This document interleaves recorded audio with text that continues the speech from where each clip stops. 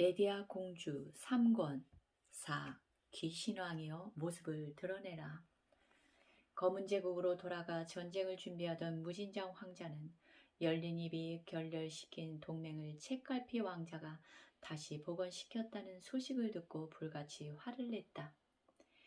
아홉별 왕국을 돕는 나라는 풀 한 폭이 자라지 않는 황무지로 변할 거라는 경고를 생생하게 전하고 오라. 무진장 황자는 검은 제국 최고의 이야기꾼인 열린입에게 다시 임무를 맡겼다. 동맹을 분열시키는 밀명을 받은 열린입이 은밀히 바다를 건너왔다. 검은 제국에서 강철 왕국으로 가려면 먼저 아홉별 왕국의 항구에 내려야 했다. 두꺼운 모자를 눌러 쓴 여행객 차림으로 변장한 열린입이 배에서 내리자마자 강철 왕국을 향해 바삐 걸음을 옮기다가 소스라치게 놀라며 그 자리에 멈춰서고 말았다. 레디아 공주가 경호원 한 명 없이 혼자서 열린 입을 기다리고 있었던 것이다. 설마 제가 올 것을 미리 알고 계셨습니까? 무진장 왕자의 성격을 감안하면 다시 열린 입을 보내 동맹을 파괴하려고 할 것이 분명하니까요. 그러자 열린 입이 어리둥절해하며 물었다. 그렇다면 병사들과 함께 와서 저를 체포해야죠. 어째서 혼자 저를 기다리고 계십니까? 누구도 열린 입에 가는 길을 방해하지 않을 것입니다. 저는 다만 검은 제국 최고의 이야기꾼과 대화를 나누고 싶었을 뿐입니다. 열린 입이 어이가 없다는 표정을 지었다. 설마 최고의 입담을 가진 저를 말로 설득할 작정이십니까? 레디아 공주가 열린 입의 눈을 똑바로 쳐다보며 말했다. 그럴 작정입니다만 그건 불가능합니다. 저는 온 세상의 모든 이야기를 알고 있습니다. 레디아 공주님이 어떤 말씀을 하셔도 그건 제가 이미 알고 있는 이야기입니다. 새로울 것이 하나도 없지요. 열린 입은 각 나라에 전해지는 전래동화부터 역사, 신화, 종교, 철학에 이르기까지 방대한 지식을 쉴 새 없이 나열하며 자신의 실력을 마음껏 뽐냈다. 한참 동안 열린 입의 말을 듣고만 있던 레디아 공주가 물었다. 우리 모두는 인생이라는 소설을 날마다 한쪽씩 쓰는 작가입니다. 다른 사람이 쓴 이야기 말고 자신의 인생이라는 소설에서 지금까지 어떤 이야기를 스스로 써왔습니까? 레디아 공주의 말을 들은 열린 입의 말문이 처음으로 막혔다. 훗날 사람들은 열린 입이 살아온 이야기를 읽으며 어떤 말을 할까요? 열린 입의 인생 이야기는 희극입니까? 아니면 비극입니까? 동맹을 분열시키고 전쟁을 일으키면 수많은 사람들이 목숨을 잃게 됩니다. 남편을 잃은 아내, 아들을 잃은 어머니, 아버지를 잃은 자식들의 울음소리가 끊일 날이 없겠지요. 남이 쓴 이야기를 줄줄 외우는 것보다 자신의 인생에 어떤 이야기를 적고 있는가를 생각해야 하지 않을까요? 열린 입은 다른 사람들이 만든 이야기를 외우는 일은 자신 있었지만 정작 자신이 인생에서 어떤 이야기를 만들고 있는가를 생각해 본 적은 한 번도 없었다. 열린 입이 멍한 표정으로 생각에 잠겨 있었다. 열린 입에게는 아직 새로운 이야기를 쓸 기회가 남아있다는 점을 알려주고 싶어서 기다리고 있었습니다. 소설에서 어두운 전반부는 빛나는 후반부 반전을 위한 장치라는 걸 누구보다 잘 알고 있으리라 믿습니다. 레디아 공주가 자리를 떠나며 열린 입에게 길을 알려주었다. 누구도 열린 입의 발걸음을 막지 않을 것입니다. 어느 길을 걸을지 정하는 것은 열린 입의 자유입니다. 열린 입은 레디아 공주가 아홉별 왕궁으로 돌아간 후에도 한참 동안 선 자리에서 움직이지 않았다. 레디아 공주의 말처럼 자신을 감시하거나 억압하려는 사람은 전혀 보이지 않았다. 열린 입은 한참을 고민하다가 아홉별 왕국의 동맹국들을 차례로 방문했다. 하지만 자신의 현란한 입담을 사용하지 않고 동맹국 국왕들의 입장을 듣기만 했다.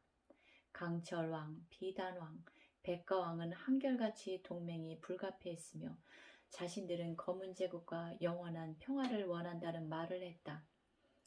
열린 입은 당초 계획했던 것처럼 이들을 윽박지르지 않고 평화를 원한다는 내용의 문서를 받아 검은 제국으로 돌아갔다. 열린 입은 무진장 황자에게 책갈피 왕자가 복원한 동맹이 경고하여 깨뜨리는 것은 어렵다고 보고했다. 무진장 왕자는 열린 입이 실패한 일에 더는 미련을 두지 않았다. 열린 입이 돌아간 후 무진장 황자는 단 한 명의 호위무사도 거느리지 않고 황궁의 가장 깊은 지하층으로 내려갔다.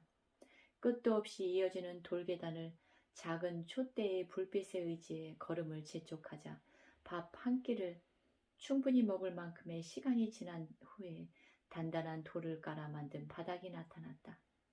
이곳은 황족들만 아는 비밀 장소였기 때문에 지하층에는 아무도 없었다. 하지만 무진장 황자는 어두운 공간을 밝히는 유일한 빛인 촛불을 입김으로 꺼버리더니 이윽고 누군가와 대화를 하기 시작했다. 귀신왕이시여, 모습을 드러내라. 오랜 친구가 그대를 만나러 왔노라. 자신의 손바닥을 눈앞에 가져와도 펼쳐진 손가락이 몇 개인지 구분할 수 없는 어둠 속에서 누군가가 무진장 황자의 부름에 답했다. 나의 잠을 깨우는 자가 대체 누구냐? 그대의 오랜 친구이자 검은제국 황제 폐하의 둘째 아들인 무진장 황자다. 무진장 황자가 정체를 밝혔지만 상대는 여전히 어둠 속에 있었다.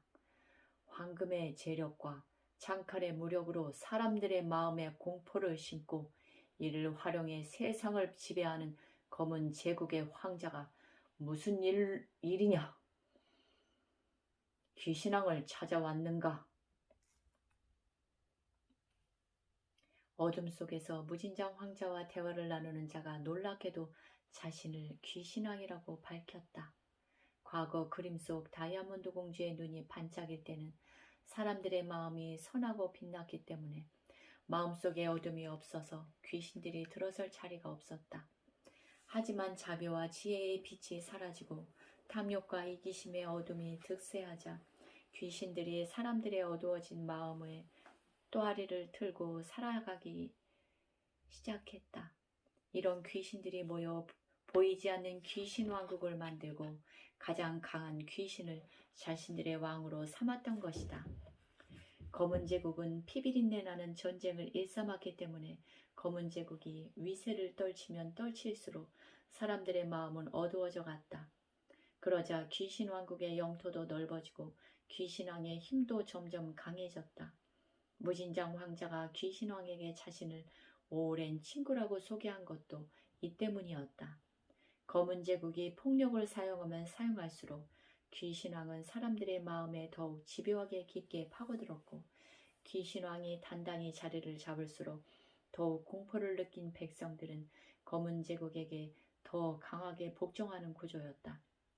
피와 살로 이루어진 인간과 달리 형체가 없는 귀신왕이 어둠 속에서 이리저리 떠다니는 모습을 한 채 물었다. 나의 오랜 벗이여, 나에게 무엇을 원하는가? 무진장 왕자는 자신이 아홉별 왕궁에서 책갈피 왕자에게 당한 모욕을 이야기하며 전쟁 준비에 돌입했음을 알렸다. 대규모 전쟁이 벌어질 거란 이야기에 귀신왕은 사탕을 양손에 가득 든 아이처럼 기뻐했다. 문제는 아무리 힘을 잃었어도 아홉별 왕국은 오랫동안 주변국들의 중심지였던 만큼 막강한 잠재력을 가지고 있다는 점이네.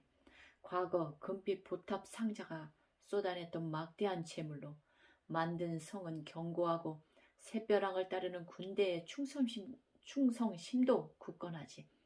지금 전쟁을 벌이면 검은 제국도 큰 피해를 입게 될 거야.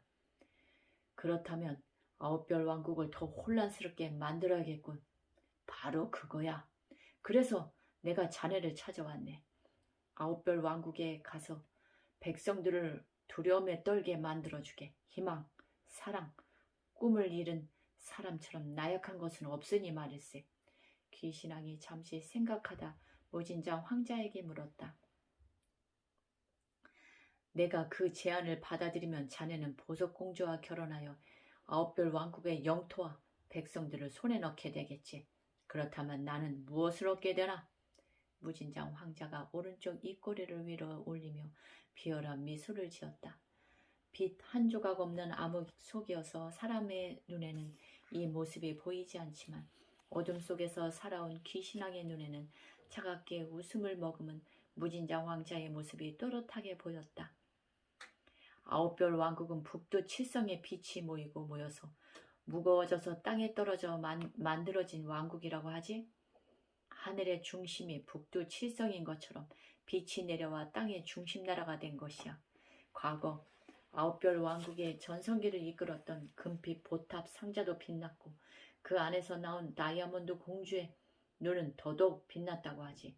사라진 공주도 북두 칠성이 유난히 반짝이던 날 태어났다네. 빛이 무엇인가? 귀신들의 왕인 자네에게는 원수 같은 존재 아닌가? 나의 부탁을 들어준다면 자네는 아홉별 왕국을 어둠으로 물들이고 그 어둠을 전부 자네의 영토로 만들 수 있을 걸세. 으흐흐.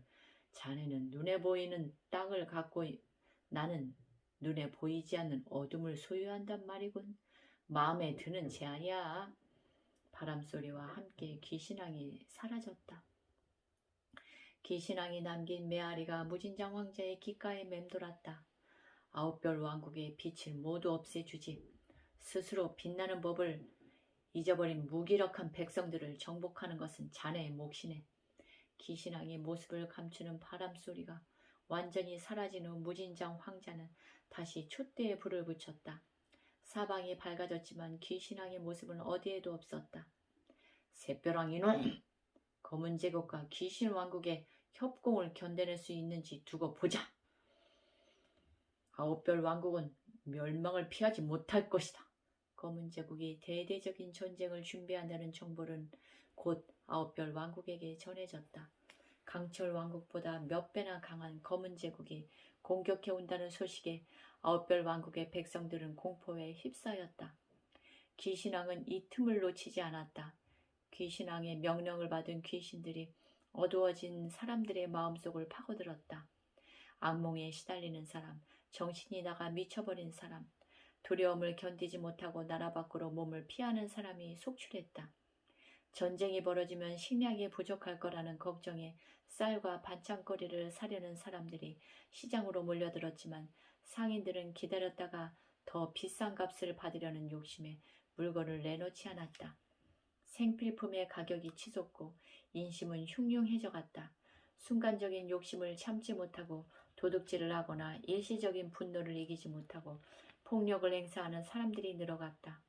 주변국들의 존경과 부러움을 한몸에 받던 아홉별 왕국은 혼돈 속으로 빨려 들어가기 시작했다. 감사합니다.